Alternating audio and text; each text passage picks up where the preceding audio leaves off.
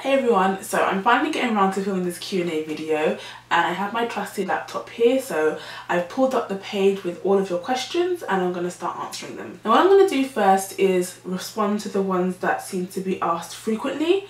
So the one that seemed to be asked a lot was about dating in Korea and my dating and what has the experience been like, and are Korean guys interested in black girls. And I'm not really dating here. I don't have a boyfriend, and I have been approached by like Korean guys and stuff, but it's not really gone anywhere, so I don't really have any interesting anecdotes to tell you guys. But there are some guys who are interested in black girls, I guess. It just depends on the person, but I can't speak for everybody, but I have been approached by guys. I don't really know if it's out of genuine interest or like curiosity.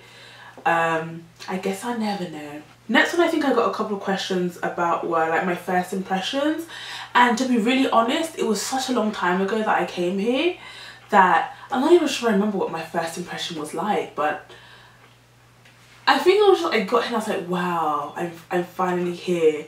And it was really funny because and walking around the streets and stuff, because I've been watching K-dramas for such a long time, it was like the streets look the same and there's just so many Korean people. It's just strange coming from London with so many different faces and so much diversity, and then you're in Korea and there's not so much diversity. It's like, wow, there are so many Korean people. I know that sounds ridiculous, but it was just so different to come from one place to another. So that was that experience.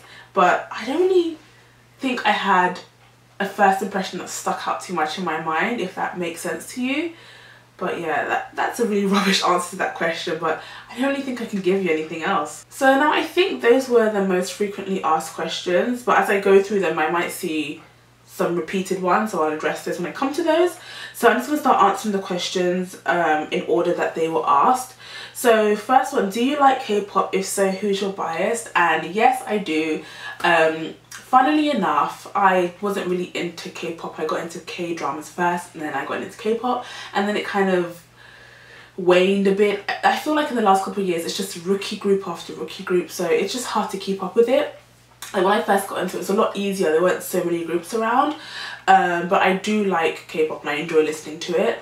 I would say the usual 21, although I'm not really feeling them at the moment with some of the stuff they do. It was when they got attached to will.i.am, they kind of did that. And Big Bang, bit of Big Bang I do like. And I actually really like stuff from SM Entertainment. Like I really like, what is her name? Super Junior.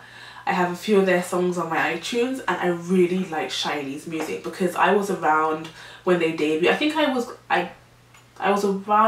was interested in K-pop for a while before they came out, so it was like this new group that I could kind of get interested in. So I followed them for a while. I still kind of do, not so much their newer stuff, but I really liked all of their old stuff. Like I love their old stuff. But currently I would say I really am enjoying GOT7, and they're the new group from, what is the, not YG, no not YG, oh, JYP.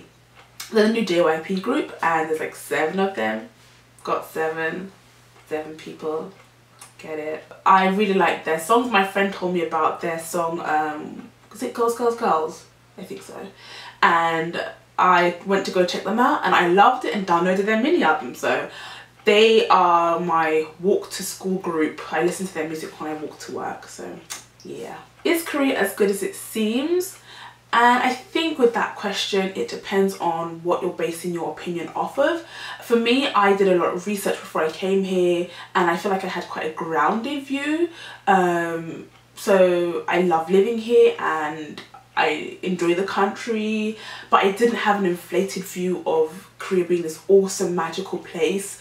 I think if you base your opinions off of like K-dramas and K-pop and stuff, then it's not a well-rounded view of the country. Like Korea is like any other country. It has its good points and it has its bad points. No country is perfect, so I would just say I love living here and I'm enjoying my time here.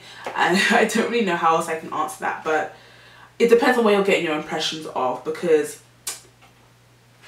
yeah, that's This is actually 50 questions. Can you do the 50 random facts tag? To be really honest, I never watch those videos.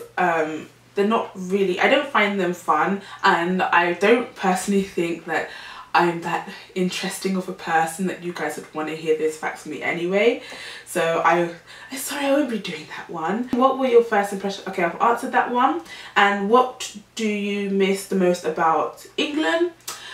I would say for me it's just the freedom of being able to buy what I want. So I know that I can like pop into Tesco's or the supermarket and buy whatever food I want, and I miss being able to have the options with different things in my diet. So like I probably mentioned before, I really like to eat clean. So before I came to Korea, 6 months consistently I was eating very clean. Like I prepared all my meals and I cut out sugar, I cut out salt and all that stuff. And it's a lot harder to find like stevia, you can't find that here, and things like that. So having the option for things like food, even though Korean food is great, I would like to have more options when it comes to cooking at home. And also excuse me, also in terms of clothing wise, just being able to get my size. I think I've talked about that before, but I do like the personal style here, but I think a lot of the times people dress the same here, even though I think they dress well. Everyone kind of dresses the same, so I think I miss the variety. So I think people do kind of dress the same in London, but you have more groups that dress the same, so it's more of a variety but not, if that makes sense. So that's what I miss. What is your biggest fear? I think it's probably, I probably share a similar fear with a lot of people, and I think it's the fear of failure and not making something of myself. I think we all want to succeed at something and succeed at what we put our minds to or set our minds to, and just the future is so unknown that I just don't want it to be filled with failure. So I think that's one of my biggest fears, not doing something with my life or accomplishing anything big, I guess. Have you ever thought about living in Korea for the rest of your life? And to be really honest, I kind of have, but I think with things like that, and it's such a big move, it's things you have to really genuinely think about. Personally, living here forever, as much as I'm enjoying life here now, I don't know if it's kind of, what's the word, rose-tinted glasses? I don't know if that's what I'm trying to say, but I'm enjoying life here now. That doesn't necessarily mean that it's a place I want to stay forever. I think you have to think about it practically. Like, would you want to bring up your kids here? To be really honest, I'm not a fan of the school system here and the stress they put on kids. Like, if you want to live here forever and you want to have kids, you're going to have to bring up kids here. So I don't know, it's something that you would have to research, and I really love it here. But in terms of like, especially like my job as well, I love my students and I do really enjoy my job, but it's getting to the point now where it's kind of losing, not losing interest, but it's getting a bit samey and routine-y, and I think it would be nice to have a change. I don't feel like I can do what I want to do. I don't even know if I'm making sense right now, but like, especially like your earnings are capped as well as an English teacher in Korea, and unless you like got married to like a Korean person and you like tutored, then you can control how much you earn. But I just don't like the fact that how much I can earn after a certain amount of years, there's just a certain amount you can earn, and that's not something that I'm too fond of. So I think as much as it would be nice to live here, you have to think practically about stuff in the future, which is what I think about a lot, you know. As I'm getting older, your makeup is stunning. Thank you. I did get a lot of comments on my makeup, and there is a tutorial on my beauty channel. If you guys didn't know, I have a beauty channel. So I did a tutorial on the makeup I was wearing in the Q&A video, the previous one, so you guys can check that out if you want to. And I did a tutorial on this, so I'm trying to get more into filming on my beauty channel. So if you guys are ever curious about the makeup I'm wearing in my videos, then be sure to head on and check that channel, just in case I have a tutorial on it up already. So thank you for the compliments, guys. Can you do a video on how you went along with the process of getting to Korea, paperwork, etc.? And I have done a video about that, and it's my Epik video. I can't remember the name, but I will link it below. but I have done a video on that. What are the pros and cons of living in Korea? Let me see. Pros, you can save a lot of money. The cost of living is a lot lower than the UK, a lot lower than the UK. What else? I can meet a lot of people here because I feel like when you travel, people are more open-minded to making friends, as opposed to like being in London where everyone is just going about their own thing, kind of. So I like the open nature of people, not everyone obviously, but I like the open nature of people here, and I also love that I can learn the language. What is a con? I think for me a con would be, as I've mentioned, not being able to get things I want. What else? You know, I can't actually really think. I know there are cons, but I can't think of any right now. I just know as I switch off this camera, when I finish filming this video, I'm going to think of some, but right now I can't really think of much. I think maybe the lack of diversity in the country, but what can you do? It's Korea. But I guess that's a con. People's lack of knowledge about things outside of Korea. Maybe that's a con. Maybe. Coming to Korea myself soon from England, what did you find was the biggest culture shock for you? There's a few things I noticed. For instance, the pushiness of the older women here, the ajumas. Like, there's no waiting in lines here. When the bus comes, you run for it. You elbow people to get on that bus. And I've been elbowed by quite a few little old ladies here. Like, they're not as weak and frail as they look, trust me. I remember this one time, and I was walking with my friend. We were walking like in this parking lot, and my friend was in front of me, and I was there, and there's an ajumma behind me, and she takes her finger and pokes me in the back to move me to go along faster. And I was like, hey, 잠시만요. And then she was like, oh, okay. I was like, yeah, calm down, slow your roll. So it's the pushiness of the ajummas here. What else? I find it really interesting here that people hold hands. People of the same sex hold hands a lot. Like, you'll see schoolgirls walking to school holding hands. You'll see old guys holding hands, office workers holding hands with their friend. People are very touchy-feely with the same sex as well, which is quite interesting for a country that isn't so accepting of homosexuality.